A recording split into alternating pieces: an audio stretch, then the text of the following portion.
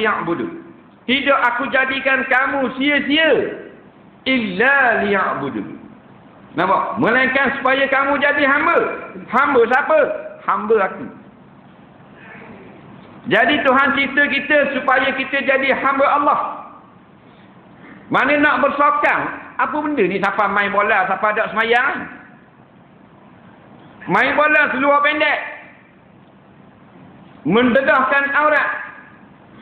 Dia kata tak lihat kalau seluar panjang tak boleh main bola. Nak skor gol lagu mana? Kita kata awak tak tengok tu. Nah, di sebelah Eropah. Negara Skandinavia, sebelah Finland, Norway, Sweden, Poland. Dia orang main bola seluar panjang. Kerana belah sana sejuk. Jerman, kalau musim sejuk, main bola seluar panjang. Ha. Di Perancis, kalau zaman sejuk, main seluar panjang. Boleh main? Tak ada alasan. Nah, pemain Perancis pakai seluar panjang. Musim sejuk. Musim panas memang dia pakai seluar pendek. Tapi bila dia pakai seluar panjang, boleh skor gol. Harga berapa seorang tu? 10 juta dolar. Awak seluar pendek, berapa dolar awak? Awak satu pasukan dah sampai 1,000 dolar. Ni seorang 10 juta harga. Boleh tenang ke? Dia divisi mana? Divisi 1 Perancis. Awak Selangor divisi 8. Faham? Ada masalah dah kita ni. Terikut-ikut saja. Ngatu semua balik kepada Islam. Daripada raja, daripada menteri sampai ke rakyat, balik kepada Islam. Tak balik, susahlah kita jadi. Nampak? Nu kawan-kawan kita ramai mana dah hak mati dah. Tak dang balik pada Islam. Mati dalam keadaan tak semayang, masuk neraka. Mati dalam keadaan tak dang tutup aurat, kena bakar rambut. Nabi jalan pada malam Isra' Mi'raj, Nabi tengok seorang perempuan digantung rambut dia. Kaki ke atas, rambut ke bawah, bakar rambut tu dengan api neraka. Tanya Jibril, sebab apa ni? Sebab apa ni? Dia ni tidak tutup rambut masa di dunia itu, di khalayak ramai. Nampak? Nak fashion lah, tapi tutuplah aurat. Orang puang dia tak boleh lari daripada fashion. Nah, dia nak ada bunga, nak ada sulang pula, tu tak ada masalah. Yang penting tutup dulu. Kerana itu perintah Allah. Nah, dia memang takkan kosong kita orang puang. Dia berakhir bunga. Orang puang nak, dia berakhir bunga. Kalau kita beli sudu kosong, dia suruh tukar balik. Dia nak takar tu ada bunga sikit. Bukan hak ni bang, hak ada bunga takar. Kalau kita beli periuk apa benda ni pinggang kosong itu, tak boleh, dia nak ada bunga. Kaki meja nak ada bunga sikit. Kalau kerusi pak pegang tu mesti ada bunga. Kalau dasar jangan kosong bang, ada bunga. Nampak? Mesti nak bunga sama. Kereta pun dia pun bunga belakang. Sampai kita nak riba, payah nak tengok bunga.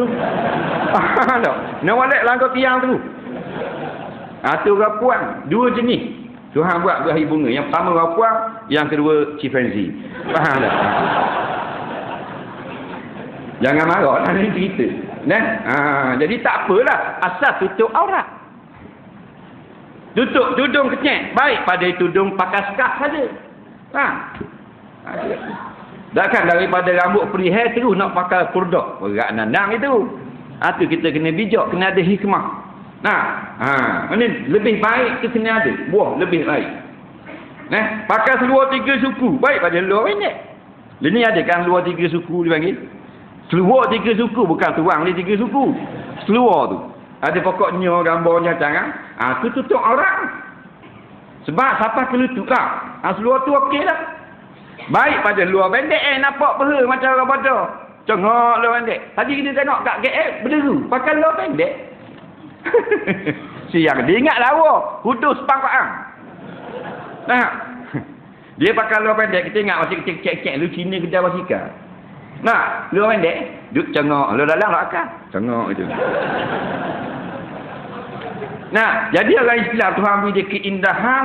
Contoh terbaik Rasulullah. Dan dia pilih pula fashion yang paling bodoh yang Tuhan marah. Bodoh penyakit. Bukan wajib pakai serban, bukan wajib pakai jubah, bukan wajib pakai kopiah, tapi tutup aurat. Nak pakai kok tak apa. Nak fashion tak apa, jangan siapa dedah aurat. Hak puang siapa dapat pusat? Pusat ubur subang pula. Bila gitu semayang tak? Kalau gini ada subang, atas kening, atas hidung, atas telinga, atas pusat. Semayang tak? Tak semayang. Itu je. Banyak nak soalan. Kita kena berhenti dulu ceramah ni. Ikut pada soalan ni, kita berhenti malam ni pukul 12.30. Boleh? Beres. Mu boleh, kamu lari.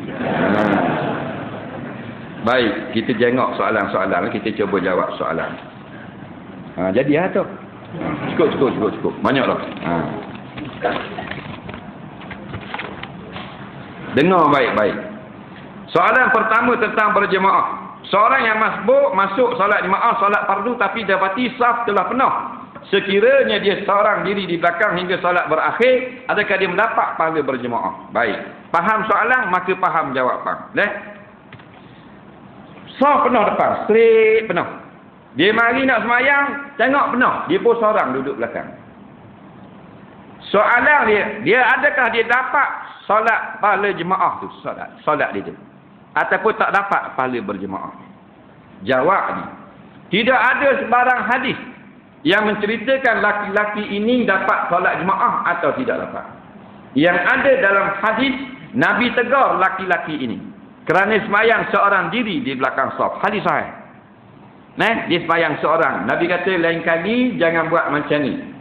Maka ulama kata nak menunjukkan semayang dia saf. Cuma Nabi kata jangan buat lain kali macam ni, makruh, keluar hukum. Sebab Nabi larang tu lil karahah. Makruh semayang seorang diri belakang saf. Jadi Nabi ajar, iaitu bila kita datang semayang, tengok ada ruang, masuk di ruang tu. Bila tak ada dah ruang, maka kita berdiri di belakang orang yang semayang. Kita diri, kita takbir Allahu Akbar dan kita tarik baju dia. Tarik baju seorang supaya dia undur semayang dengan kita.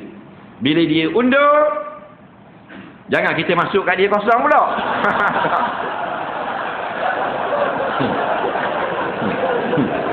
Bergocoh hanya kat dia. Jadi bila dia undur, dia bersama dengan kita, dia panggil dua orang, dikira saf. Nampak? Itu saja ada dalam hadis. Tapi jangan cuit dulu. Takbir dulu Allahu Akbar, baru tarik. Itu cara. Nak tarik, pilih-pilih orang. Biar orang yang reti sahaja. Takut orang yang tak reti. Tarik, melepuk tu kita. Tak. Orang yang kena tarik boleh lihat di belakang dan boleh tak lihat terus undur. Tapi kalau nak lihat boleh juga. Sebab dia berasa orang tarik. Kadang-kadang berasa je orang tarik. Tengok tak ada. Nampak? Tu bayar undur-undur kosong. Orang diri belakang dah ada terjun kot dikat gitu. Jadi faham Jadi baik, bila begitu tidak dijelaskan sama ada dapat 27 atau tidak, maka berjadilah, keluarlah berbagai pendapat ulama. Nampak? Dia keluar pandangan ulama sebab tidak ada nas yang sharih. Jadi setengah ulama kata dia luput pahala jemaah. Maksudnya bukan luput semua. Dia luput sedikit daripada, kurang sedikit daripada orang lain. Nampak? Kita tak siapa soal. Mungkin dia dapat 25, mungkin dapat 23 ke, atau 26 saja ke.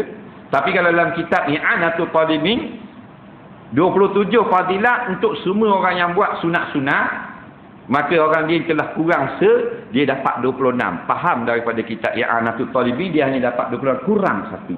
Orang yang tak jawab bang tadi dapat kurang pula satu, hingga 25. Itu maksudnya.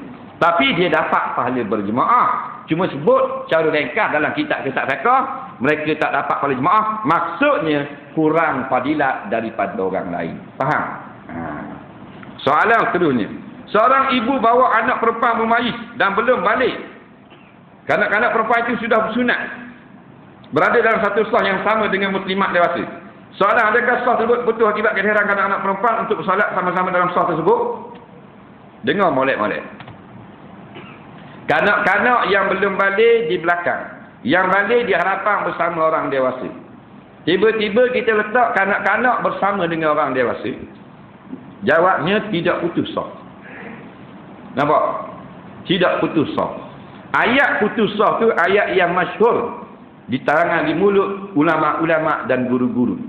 Maksud putus sah di situ, perbuatan kita itu salah, tidak mengikut hukum-hukum sah. Maka kita telah mengurangkan fadilat sah. Bukan tak dapat pahala jemaah. Faham baik? Dapat pahala jemaah, tapi kita buat benda salah. Nabi telah pesan, yang tak balik di belakang, kita menyalahi perintah Nabi, yang tak balik masuk bersama kita. Nampak? Orang ini mukhalifus sunnah. Bukan hilang pahala jemaah, dapat tapi buat perkara yang mungkin mengurangkan pahala jemaah ni.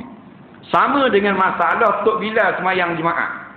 Nabi SAW bersabda, jangan kamu kata diam kepada siapa yang berkata diam kepada kawan yang bercakap sekalipun, nescaya telah sia-sialah perbuatan ni. Tapi Tok Bilal salah faham. Dia terjemah, siapa yang berkata walau diam sekalipun, maka telah sia-sia pahala Jumaat ni. Ini salah. Dalam hadis tak kata sia-sia pahala Jumaat.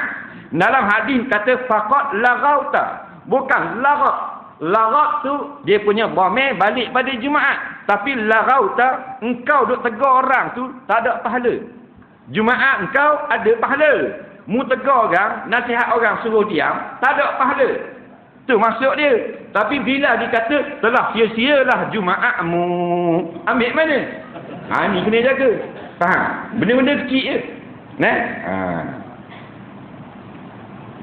Seorang yang masbuk masuk jemaah, ketika jemaah yang masbuk sedang baca Fatihah, imam nak rokok. Apa yang patut orang masbuk lakukan ketika imam sedang baca Fatihah dan surah? Adakah patut diam dengan bacaan imam atau sepatutnya baca surah Fatihah saja kemudian diam? Baik. Kita mari lambat, tengok imam baca ujung dah. Walam yakul lahu kufuwan ahad. Kita Allahu Akbar, masbuklah. Masbuk mansubika, orang yang ditinggalkan oleh orang ramai, ketinggalan dia. Jadi bila imam rokok. Faham? Bila imam rokok, dia dapat 1 rakaat. Walaupun dia tak baca Fatihah. Baik, kalau dia datang imam baca Fatihah, dia nak baca Fatihah ke surah ke apa? Jawabnya, semua makmum mesti membaca Fatihah walaupun duduk belakang imam. Inilah amalan jumhur ulama. Satu pendapat saja dalam mazhab Hanafi, bila imam telah membaca Fatihah, makmum tidak lagi membaca Fatihah. Faham? Kena faham baik. Jadi apakah pandangan ulama-ulama yang ramai, makmum wajib membaca Fatihah sekalipun imam telah membaca Fatihah. Kerana hadis la salata liman lam yaqra bi Fatihatil kitab, tiada jadi solat orang yang tidak membaca surah Fatihah. Jadi kalau surah itu telah dibaca dengan kuat seperti solat maghrib, isyak dan subuh, maka makmum makruh baca surah. Imam Nawawi sebut dengan jelas dalam kitab Rawdah. Imam baca kuat, qul ya ayyuhal kafirun, makmum tak usah baca dah, Fatihah saja sudah. Dengar baca